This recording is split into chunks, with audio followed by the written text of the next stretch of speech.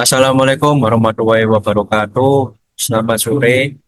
Kami dari kelompok desain manajemen jaringan dengan saya Putu Pramudia Pratama dengan NPM terakhir 113. Saya dari kelas paralel C. Maka nama saya Fani Kudli dengan NPM terakhir 106. Pada ringkasan proyek ini kami mengimplementasikan manajemen jaringan menggunakan Mikrotik Router OS yang dimana fokusnya tidak hanya pada traffic management tetapi juga bandwidth optimization. Pada proyek ini terdapat topologi yang terdiri dari satu router, satu switch, dan tiga client Windows, yang dimana tiga client ini dikonfigurasi secara dengan DHCP server dan dua client dan satu static IP satu client. Dan juga terdapat web proxy dan firewall rule digunakan untuk memblokir situs tertentu dengan time-based access control, serta simple queue yang dimana untuk melakukan limitasi bandwidth dengan tiga skenario berbeda. Dan testing ini menunjukkan bahwa semua konfigurasi secara optimal sesuai dengan requirement. Selanjutnya ada topologi jaringan. Di sini berikut merupakan gambar dari topologi jaringan yang kita buat. Untuk router Mikrotik OS-nya sendiri, kita menggunakan dua ether. Untuk ether satunya yaitu menggunakan IP 192.168.1.165. Untuk ether 2-nya sendiri yaitu 192.168.2.1/24. Nah, untuk switch-nya sendiri ini sudah tergabung dengan router Mikrotik OS karena memang tidak ada switch fisiknya. Kemudian kita menggunakan tiga biji, yaitu untuk satu IP lainnya yaitu 192.168.2.251 dan untuk PC 2-nya yaitu 192.168.2.250 dan untuk PC 3 yaitu 192.168.2.100. Nah, untuk PC 3-nya ini kita mengapa berbeda sendiri karena memang PC 3 ini menggunakan IP statik.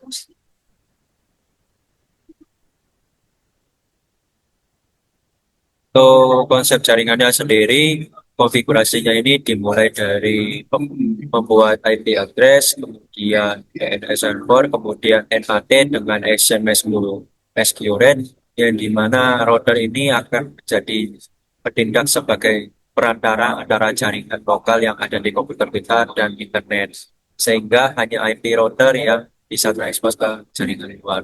Untuk web proxy-nya sendiri atau firewall tool ini digunakan untuk memblokir akses ke situs tertentu. Di mana ini juga disebut sebagai transparent proxy yang dimana memungkinkan klien menggunakan proxy secara otomatis tanpa konfigurasi IP-nya secara manual. Lalu terdapat bandwidth management yang dimana menggunakan Basic KOS dengan queue scheduling yang dimana klien mendapatkan alokasi bandwidth-nya berbeda sesuai dengan prioritas dan kebutuhan. Nah, di sini ada poin solusi. Kami menawarkan solusi, ada 4 solusi pada proyek kami, yaitu tujuan untuk mengatasi permasalahan pengelolaan jaringan saat office home COVID yang tidak terkontrol. Oleh karena itu, kami menerapkan beberapa solusi utama yang saling terintegrasi. Yang pertama, yaitu ada penerapan DHCP server. Jadi penerapan DHCP server ini digunakan untuk mengatasi masalah konfigurasi IP address yang dilakukan secara manual. Untuk contohnya yaitu sebagai berikut. Di situ terdapat nama server 1 serta interface yang digunakan yaitu Ether 2. Interface Ether 2 ini digunakan untuk klien agar dapat mengakses internet. Nah, untuk list time-nya sendiri yaitu 1 hari. Kemudian untuk solusi kedua adalah konfigurasi NAT. Konfigurasi ini dilakukan untuk bertujuan agar seluruh klien ini dapat terhubung ke internet secara bersamaan tanpa menggunakan IP publik. IP publik yang terpisah karena di sini menggunakan satu IP publik atau yang bisa kita sebut interval. Di sini pada gambar ini terdapat settingan dari networknya yang dimana C-nya adalah X dan C-nya Kemudian out interface-nya kita menggunakan Ether 1, kemudian di action-nya kita set ke MySQL. Lainnya, pada solusi tiga ini, kami menerapkan firewall dan web proxy. Di sini digunakan untuk memblokir situs dan meningkatkan keamanan jaringan serta menjaga produktivitas dari pengguna itu sendiri.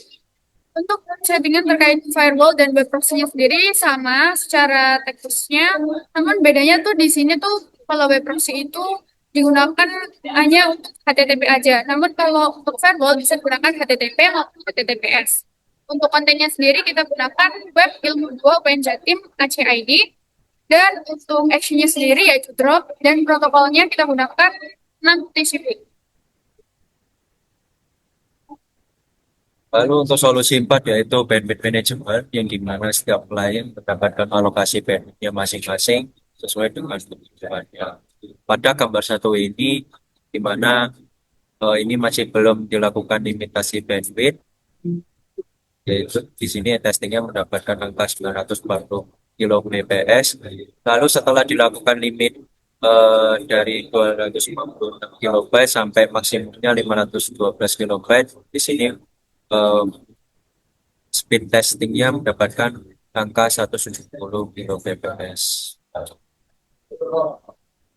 Selanjutnya, yang terakhir ada manajerial dari proyek kami. Manajerial jaringan yang telah dilakukan oleh kelompok kami yaitu ada tiga. Yang pertama yaitu sebagai HCP server dengan tujuan untuk memberikan IP address klien secara otomatis. Klien memudahkan dalam manajemen jaringannya. Untuk satu kliennya sendiri itu kita menggunakan IP static. Yang kedua yaitu mengonfigurasi NAT untuk memberikan koneksi internet ke multiple client dengan satu IP public tadi. Kemudian yang terakhir, kita membuat firewall rules untuk memfilter traffic berdasarkan konten kemudian dan protokol.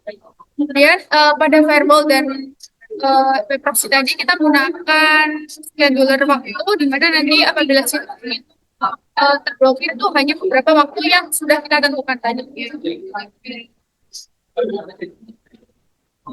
Untuk pembagian tugasnya ini, teman saya membantu membuatkan laporan dan PPT, kemudian membantu lakukan konfigurasi awal seperti membuat IP address, NAT, DNS server, DHCP client, DHCP server.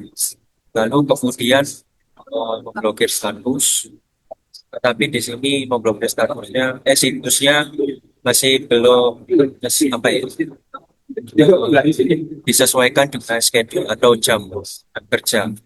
Untuk saya sendiri, sini saya juga membantu pembuatan laporan dan PPT, dan saya juga membantu menghandle error yang ini yang sudah dikerjakan, kemudian memblokir error situs sesuai schedule atau time, dan terakhir adalah bandwidth management sesuai dengan schedule atau time.